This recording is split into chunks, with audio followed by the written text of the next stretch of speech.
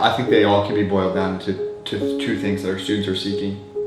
It's identity and it's purpose. You start to see that how it all fits together, right? Like, oh, then we're interconnected. And if I play my part, if I understand where I fit into this, and I trust that God's fitting all the pieces together, and it starts to build a bigger picture, right? And that's a big opportunity to see from God's perspective even how we fit in, you know? And a lot of these kids come in thinking, I don't fit in. Yeah.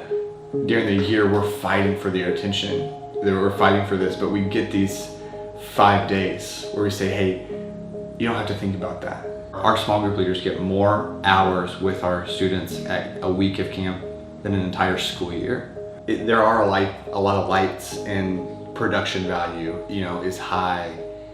Yet very rarely is that the thing that stands out to our kids. You know, they'll talk about the worship, but they'll talk about the moments, and they'll talk about hearing 1,000 other voices of their own age.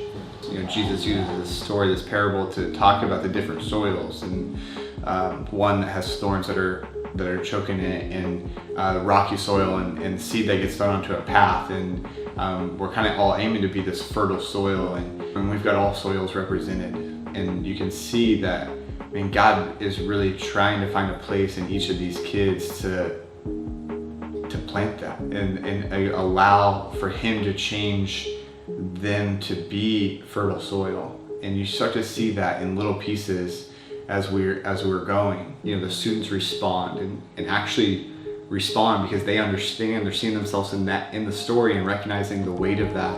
And just to see that embrace, and to hear the leaders pray over our students and to encourage them. And then the next day, have conversation about, okay, what does this look like to move forward? You know, and 90% of the conversations that I'm having with students is wrestling with helping them understand who the Creator has created them to be. And our culture has a lot to say about what their identity is. It's so fun to get to watch these kids grow up, right? And come through our ministry, and whether they came as kids or they came in high school, and to get to watch them grow as high school students, knowing that at some point they're gonna all go their own separate ways. And that we've done a good job of preparing them for whatever that path looks like from here. Knowing that the path that God has laid out may not be clear, but it's true. And it's going to allow them to broadcast His message every place He puts them.